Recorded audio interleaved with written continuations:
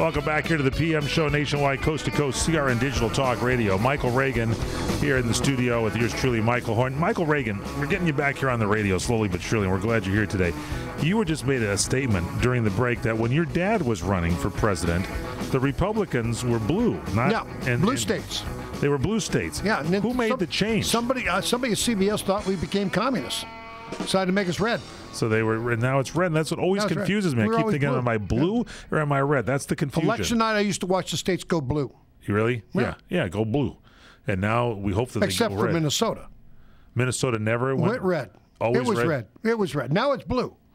But it used to be all red. What happened in Minnesota? Oh, I said to Dad, I said, we should have gone on and had a recount. We could have won that. And he said, well, it's your fault we lost. I said, my fault we lost Minnesota. I never went to Minnesota. My dad said, I know. That's why. That's why we lost. That's right. I said, thanks, Dad. Jesse Ventura, your dad paved the way for Jesse to get in there and become governor. Jesse Ventura. This is your brain. This is your brain on drugs. That's it, right? I mean, really, Jesse Ventura. All right, so we were talking. We got our sound bites ready to go here today. We've resolved all of our situational problems, ladies and gentlemen. So Newt Gingrich, wins the South Carolina primary. But prior to that, and there's a debate tonight, right? You said this debate is going to be on NBC. On the CNN debate, this is where Newt. You say Michael. You say candidates have to start taking charge. Is that right? Yeah, you got to let people know who you are, where you're going, and get on for the ride. You can't sit there and think about an answer. You got to have an answer.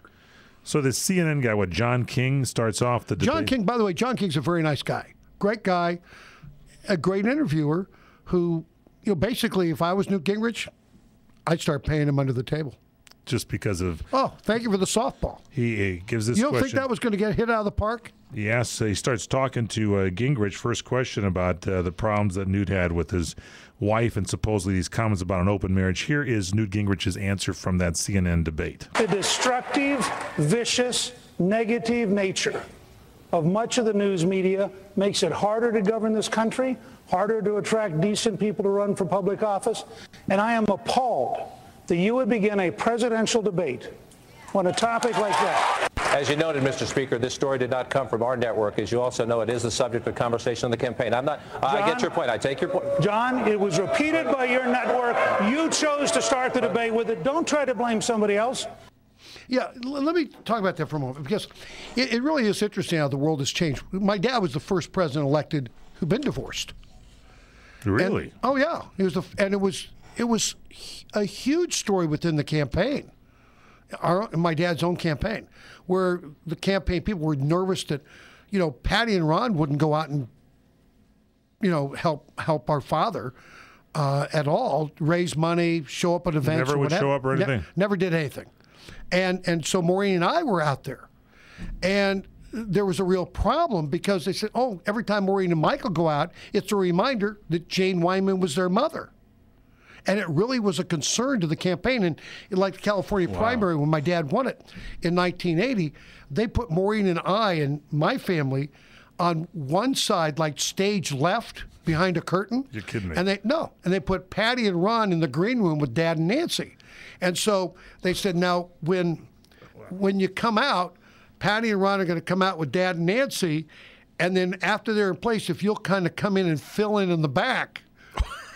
I'm serious. This is what was going on. And Maureen and I looked at each other and said, you got to be kidding. No, that's the way it was.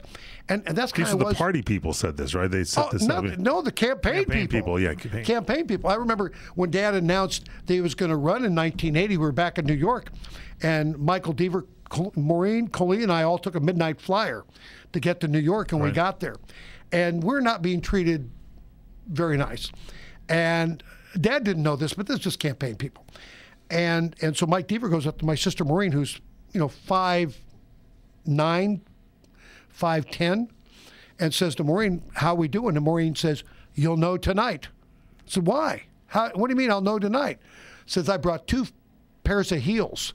One makes me taller than your candidate. The other one makes me shorter. Depending what height I am tonight, you'll know how we were treated today." Oh, they treat us like gods that day. Oh, yeah. That's funny. Maureen used to be a great talk show host. She had her own talk show prior to you having a show. Maureen's the reason Sandra Day O'Connor got on the Supreme Court. No, how come? Another issue Maureen was a big supporter of Equal Rights Amendment. So a deal was made. Maureen, you come off the Equal Rights Amendment. What can we do? My dad and my sister said, if you can get your candidate to guarantee me his first appointment to the Supreme Court will be a woman, I will in fact stop campaigning for the Equal Rights Amendment.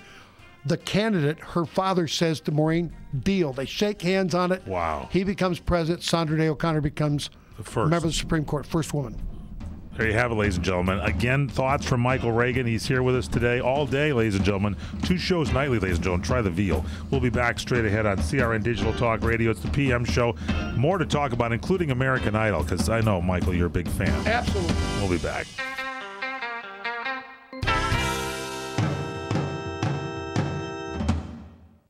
Are you an inventor, or do you know an inventor who would like to attempt to have an invention or idea patented and submitted to industry? Well, for free information on how to proceed, call this toll-free number. Call 800-445-9200. InventHelp, one of America's largest invention companies, has inventor information you can have for free. Record your invention's date of origination, plus get an information brochure and other materials of interest to new inventors. Learn how to get this free information just by calling this toll-free number. Call 800-445-9200. That's 1-800-445-9200. Even if you have an idea for improving an existing product and don't know where to go with it, you'll want this free inventor's information. It shows how InventHelp may assist you in trying to patent your invention and submit it to industry. So call InventHelp right now, toll free. Call 800-445-9200. That's 1-800-445-9200.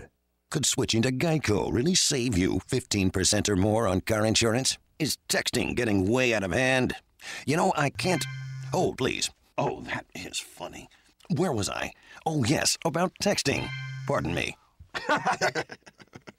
LOL, you are my BFF. So, like I was saying...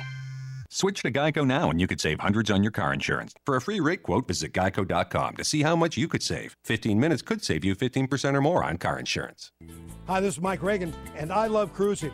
I've had the time of my life seeing and exploring some of the most beautiful places in the world, and I want you to enjoy this experience with me. I'll be setting sail 3 times in 2012, and you were invited. March 23rd, cruise to the beautiful islands of Hawaii. We will fly to Honolulu, where we will cruise the islands and relax in style all the way back to San Diego, California. Ever wonder what Alaska is like in the summer? Come with us on July